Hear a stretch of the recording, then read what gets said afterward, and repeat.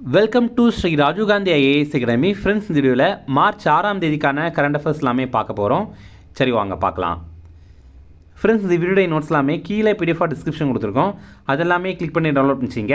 அப்புறம் நம்ம Telegram group லிங்க்மே கீழே டிஸ்கிரிப்ஷன் கொடுத்துருக்கோம். அதுலேயுமே கிளிக் பண்ணி ஜாயின் பண்ணிங்க. நம்முடைய டெலிகிராம் குரூப்பில் கரண்ட் அஃபேர்ஸ் குயிசஸ் நடத்திட்டு வரோம். நீங்களுமே ஜாயின் பண்ணி அட்டெண்ட் பண்ணிக்கலாம். ஓகே, சரி வாங்க பார்க்கலாம். ஃபஸ்ட்டு, தமிழக ஆளுநர் ஆர் என் ரவி எந்த மாநிலத்தின் புதிய ஆளுநராக நியமனம் செய்யப்பட்டார்?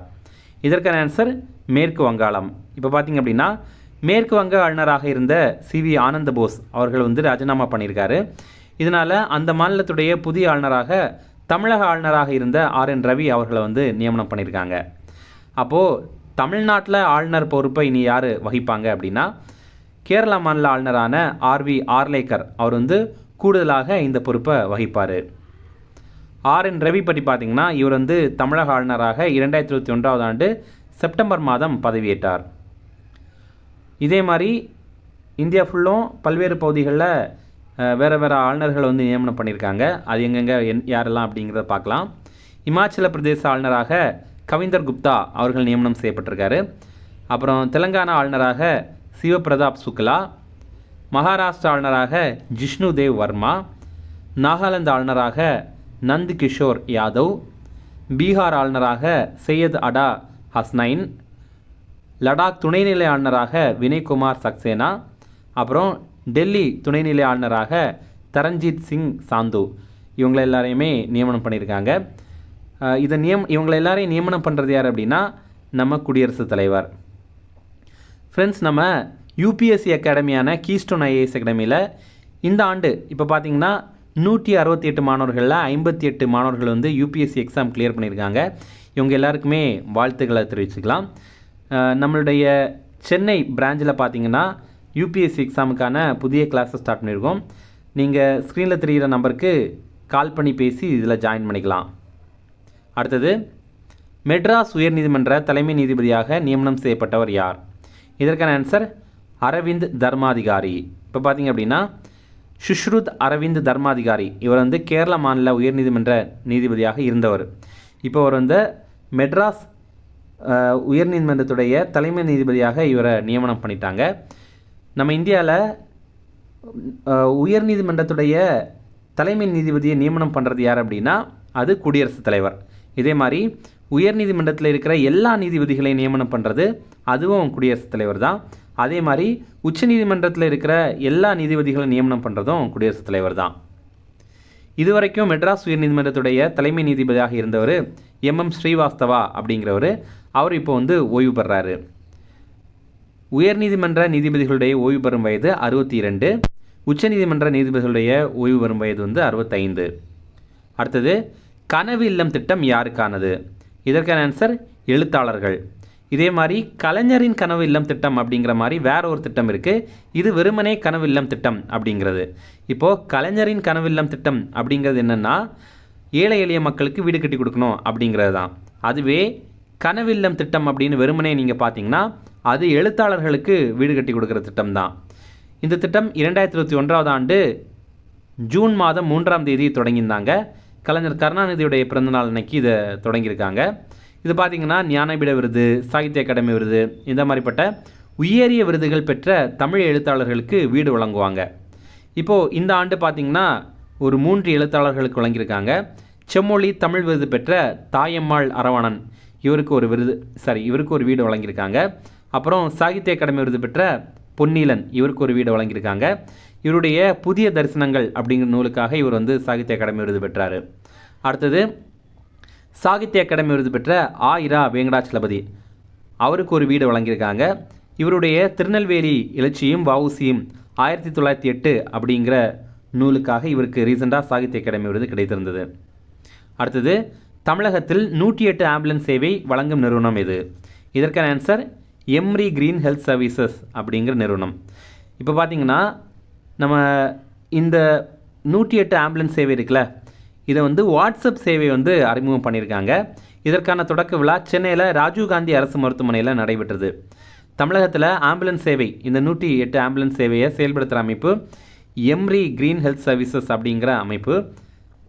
தமிழ்நாட்டில் இருக்கிற மொத்த ஆம்புலன்ஸ் வாகனங்கள், இந்த 108 ஆம்புலன்ஸ் வாகனங்களுடைய எண்ணிக்கை 1353 இருக்குது. இப்போது இதில் வாட்ஸ்அப் சேவை அறிமுகம் பண்ணியிருக்காங்க. 9445030725 அப்படிங்கிற நம்பருக்கு நீங்கள் வாட்ஸ்அப்பில் ஹாய் அனுப்புனீங்கன்னா போதும், நீங்கள் வந்து அதிலேயே ஆம்புலன்ஸ் வந்து புக் பண்ண முடியும். ஓகே, இந்த மாதிரி வாட்ஸ்அப்பில் சேவை வழங்குறதுனால என்ன வசதி இருக்குது அப்படின்னா, நம்மளால் லொக்கேஷனை ஷேர் பண்ண முடியும். அதனால் அந்த வாகனம் கரெக்டாக துல்லியமாக நம்ம லொக்கேஷனுக்கு வர முடியும். அதே மாதிரி அந்த வாகனம் இப்போ எங்கே வந்துட்டுருக்கு அப்படிங்கிற வழித்தடத்தையும் கண்காணிக்க முடியும். அடுத்தது 11வது ரைசினா உரையாடல் மாநாடு எங்கு நடைபெற்றது? இதற்கான ஆன்சர் புதுடெல்லி. இப்போ பார்த்திங்க அப்படின்னா 11வது ரைசினா டயலாக் இது பார்த்திங்கன்னா மார்ச் 5ஆம் தேதியிலிருந்து 7ஆம் தேதி வரைக்கும் நடைபெறுது. இதற்கு சிறப்பு விருந்தினராக இந்த ஆண்டு கலந்து கொண்டது யார் அப்படின்னா, ஃபின்லாந்து அதிபரான அலெக்சாண்டர் ஸ்டப் அப்படிங்கிறவர். இந்த ஆண்டுக்கான கருப்பொருள் சம்ஸ்காரா, உறுதிப்பாடு, இணக்கம், முன்னேற்றம் அப்படிங்கிறது தான். இந்த ரைசினா உரையாடல் மாநாடு 2016ஆவது ஆண்டு தொடங்கப்பட்டது. அடுத்தது, தற்போது எங்கு ஒலிம்பிக் அகாடமியை துணை முதல்வர் திறந்து வைத்தார்? இதற்கான ஆன்சர் மதுரை. இப்போ பார்த்தீங்கன்னா மதுரையில் ஒலிம்பிக் அகாடமியை திறந்து வைத்திருக்காங்க. மதுரையில் மாவட்ட விளையாட்டரங்கத்தில் இதை திறந்து வைத்திருக்காங்க. இதோடைய நோக்கம் என்ன, எதற்காக இதை திறந்து வைத்திருக்காங்க அப்படின்னா, சர்வதேச போட்டியில் பங்கேற்கிற திறன் வாய்ந்த வீரர்களை உருவாக்கணும் அப்படிங்கிறது தான். இதோடைய சிறப்புகள் பார்த்திங்கன்னா 6 கோடி ரூபாயில் கபடி ஆடுகளம் அமைத்திருக்காங்க. அப்புறம் 200 இருக்கையோட 6 டேபிள் டென்னிஸ் களம் அமைத்திருக்காங்க. அப்புறம் நவீன உடற்பயிற்சி கூடம், இந்த மாதிரிப்பட்ட நிறைய விஷயங்கள் அமைத்திருக்காங்க.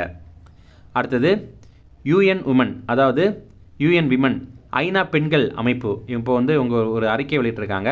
அதை பற்றி பார்க்கலாம். உலக அளவில் ஆண்களுக்கு வழங்கப்பட்டுள்ள சட்ட உரிமைகளில் 64% மட்டும்தான் பெண்களுக்கு வழங்கியிருக்காங்க அப்படிங்கிறது தெரியுது. அதே மாதிரி 44% நாடுகளில் சம வேலைக்கு சம ஊதியம், இதற்கெல்லாம் இது வந்து சட்ட ரீதியாக கட்டாயம் இல்லை அப்படிங்கிறத தெரிவித்திருக்காங்க. அப்புறம் பார்த்திங்கன்னா 3 நாடுகளில் சில நிபந்தனைகளோட இன்றைக்கு கூட குழந்தை திருமணங்கள் அனுமதிக்கப்படுது அப்படிங்கிறத தெரிவித்திருக்காங்க. கடந்த 2 ஆண்டுகளில் பெண்களுக்கு எதிரான பாலியல் வன்முறை வழக்குகள் உலக அளவில் பார்த்திங்கன்னா 87% வந்து அதிகரிக்கப்பட்டிருக்கு அப்படிங்கிறத தெரிவிக்கிறாங்க. அடுத்தது, இந்தியாவுடைய பத்திரிகையாளரும் முன்னாள் தூதருமான ஹெச்கே துவா, இவர் வந்து இப்போ மரணம் அடைந்துட்டார். இவர் முக்கிய தேசிய நாளிதழ்களில் தலைமை ஆசிரியராக பணியாற்றியிருக்காரு. The Indian Express, the Tribune, இந்த நாளிதழ்கள் எல்லாம் சீஃப் எடிட்டராக இவர் வந்து பணியாற்றியிருக்காரு. 2001ஆவது ஆண்டிலிருந்து 2003ஆவது ஆண்டு வரைக்கும் டென்மார்க் நாட்டிற்கான இந்திய தூதராக இவர் வந்து பணியாற்றியிருக்காரு. இவர் மத்திய அரசுடைய பத்மபூஷன் விருது கூட பெற்றிருக்காரு. அடுத்தது முக்கிய தினங்கள். சர்வதேச ஆயுத குறைப்பு தினம், இது மார்ச் 5ஆம் தேதி. இங்கிலீஷில் இன்டர்நேஷ்னல் டே ஃபார் டிஸ்ஆர்மமெண்ட் அண்ட் நான் ப்ரோலிஃபரேஷன் அவேர்னஸ் டே அப்படின்னு சொல்லுவாங்க. இந்த ஆண்டுக்கான கருப்பொருள் போர்க்கருவிகளில் அல்ல, அமைதிக்கான கட்டமைப்பில் முதலீடு செய்யுங்கள் அப்படிங்கிறது தான். ஓகே, இனி ரிவிஷன் பார்க்கலாம். தமிழக ஆளுநர் RN ரவி எந்த மாநிலத்தின் புதிய ஆளுநராக நியமனம் செய்யப்பட்டார்? இதற்கான ஆன்சர் மேற்கு வங்காளம். அடுத்தது, மெட்ராஸ் உயர்நீதிமன்ற தலைமை நீதிபதியாக நியமனம் செய்யப்பட்டவர் யார்? இதற்கான ஆன்சர் அரவிந்த் தர்மாதிகாரி. அடுத்தது, கனவு இல்லம் திட்டம் யாருக்கானது? இதற்கான ஆன்சர் எழுத்தாளர்கள். அடுத்தது, தமிழகத்தில் 108 ஆம்புலன்ஸ் சேவை வழங்கும் நிறுவனம் எது? இதற்கான answer Emery green health services. அடுத்தது, 11வது ரைசினா உரையாடல் மாநாடு எங்கு நடைபெற்றது? இதற்கான ஆன்சர் புதுடெல்லி. அடுத்தது, தற்போது எங்கு ஒலிம்பிக் அகாடமியை துணை முதல்வர் திறந்து வைத்தார்? இதற்கான ஆன்சர் மதுரை. அப்புறம் போன வீடியோவில் நம்ம ஒரு ப்ரீவியஸ் இயர் கொஸ்டின் கேட்டிருந்தோம். இப்போது அதற்கான ஆன்சர் பார்க்கலாம். எந்தெந்த அரசர்கள் எந்தெந்த இடங்களில் ஆட்சி புரிந்தாங்க அப்படிங்கிறது தான் கேள்வி. இதில் பார்த்தீங்கன்னா நல்லியக்கோடன், இவர் வந்து திண்டிவனத்தில் ஆட்சி நடத்தியிருந்தார். அதியமான், இவர் வந்து தகடூரில் ஆட்சி நடத்தியிருந்தார். அப்புறம் மலையமான் திருமுடிக்காரி, இவர் பார்த்திங்கன்னா கோவிலூர் அப்படிங்கிற பகுதியில் ஆட்சி நடத்தியிருந்தார். நன்னன், இவர் வந்து செங்கம், இங்கே வந்து ஆட்சி நடத்தியிருந்தார். ஓகே, அப்புறம் இன்றைக்கான கேள்வி, இதுவுமே டிஎன்பிஎஸ்சியில் நடைபெற்ற ஒரு ப்ரீவியஸ் இயர் கேள்வி தான். பெற்றோரின் சம்மதம் இன்றி நடைபெறும் திருமணத்தின் வகை என்ன அப்படிங்கிறத கேட்டிருக்காங்க. ஆப்ஷன் ஏ கந்தர்வம், ஆப்ஷன் பி பிரம்மம், ஆப்ஷன் சி ஆரிடம், ஆப்ஷன் டி அசுரம். இதில் கரெக்டான ஆன்சரை கமெண்ட் பண்ணுங்கள். இந்த வீடியோ பிடிச்சா கண்டிப்பாக லைக் பண்ணுங்கள். நம்மளே சேனலுக்கு சப்ஸ்கிரைப் பண்ணி வச்சுங்க. உங்கள் நண்பர்களுக்குமே ஷேர் பண்ணுங்கள். கண்டிப்பாக அவங்களுக்கும் மேலதாக இருக்கும். Okay, thank you.